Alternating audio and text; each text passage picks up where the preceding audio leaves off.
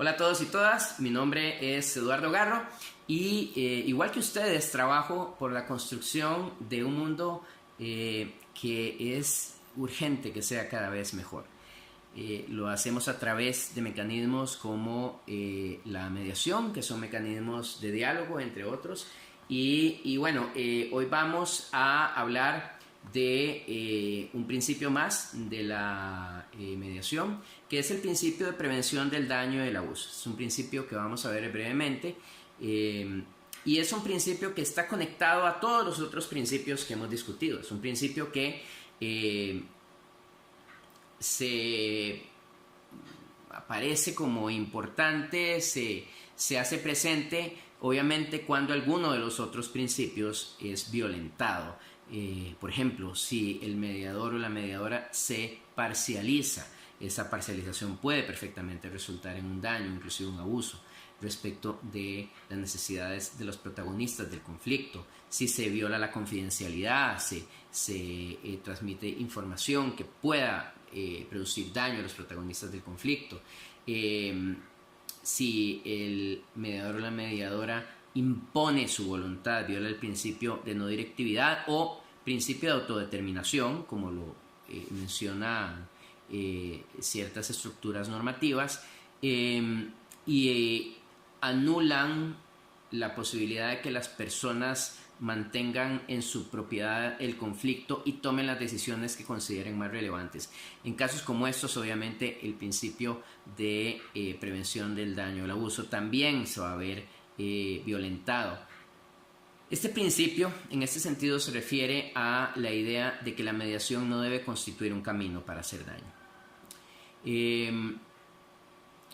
Se constituye, aparte de los ejemplos que mencionábamos hace un momento, cuando, por ejemplo, los protagonistas del conflicto actúan de mala fe y, en este sentido, buscan que de la mediación se produzca un daño, directo o indirecto, que la mediación resulte en un acuerdo que sea dañino o que, utilizando el proceso de mediación, se vaya a afectar a la parte contraria, al protagonista contrario, por ejemplo, hablando de temas de derecho, cuando se usa la mediación para que transcurra algún plazo y no se pueda ejercer algún derecho o alguna acción. Son casos en los que se va a producir definitivamente un daño. Es un acto de desviación. La mediación debe ser una herramienta que edifique, que construya, que mejore, no una herramienta que pueda ser utilizada para causar daño. Digamos, es esencialmente la idea de este principio. El mediador debe estar realizando, o la mediadora debe estar realizando constantemente evaluaciones de mediabilidad que están muy vinculadas a este principio. Por ejemplo, estar constantemente evaluando que los protagonistas del conflicto estén participando de plena voluntad, que no tomen decisiones en ausencia de la posibilidad de haberse informado adecuadamente. Nótese o tómese en cuenta aquí lo que ya hemos dicho sobre el principio de consentimiento informado, pero en todo caso que hayan tenido la posibilidad de informarse adecuadamente para tomar decisiones, que no estén en estados de emoción que anule sus capacidades de pensamiento superior, que no estén en una situación física que disminuya su habilidad o su capacidad volitiva, ya sea que sufran de alguna enfermedad que les disminuya esa capacidad, que se las afecte de alguna manera, una enfermedad física, una enfermedad de naturaleza mental,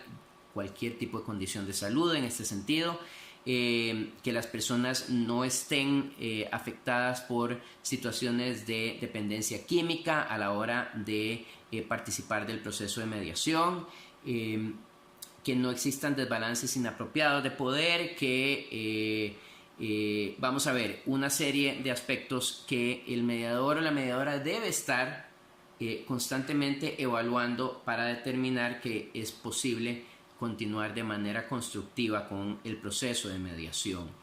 la protección del daño o el abuso tiene que ver con estar atentos a todos estos elementos, y que si llega el momento que concluimos que esta mediación va camino a producir un daño de forma inevitable, entonces el proceso de mediación tiene que terminarse. Ahora, no hay que confundir esto con las expresiones, por ejemplo, de conflicto intenso que pueden salir de los protagonistas, porque una de las cosas que surge en la práctica y surge en los procesos de instrucción son los casos en los que algún protagonista hace mención en estado de enojo de algún deseo de venganza o de causar daño, qué sé yo. Esta imaginería del conflicto no necesariamente representa una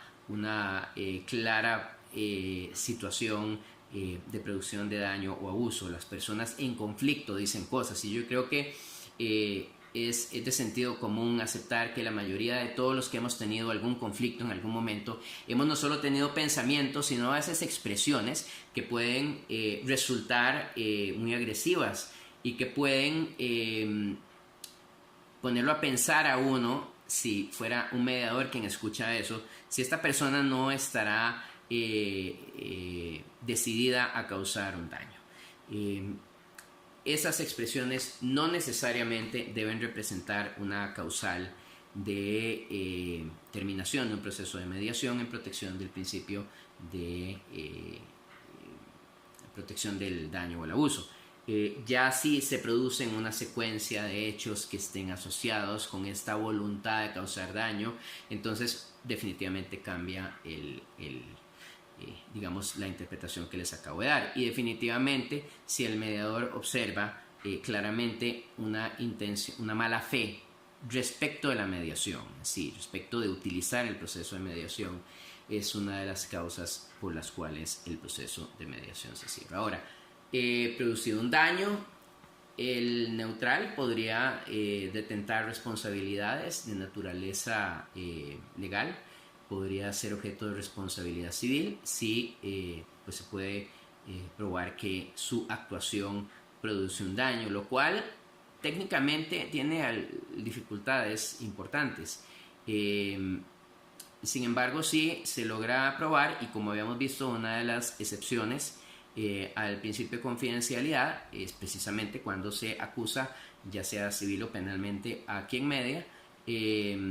pues si se logra probar la relación entre la actuación de quien media y el daño que se produce, se puede también materializar esa responsabilidad legal o responsabilidad civil que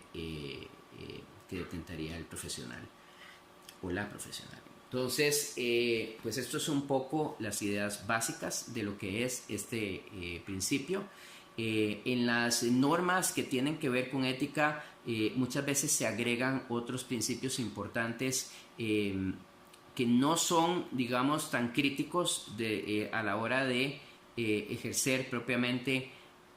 la mediación, pero sin embargo tienen importancia. Por ejemplo, normas que tengan que ver con cómo se publicita la práctica de la mediación, y esas normas exigen que se publicite con veracidad, que se publicite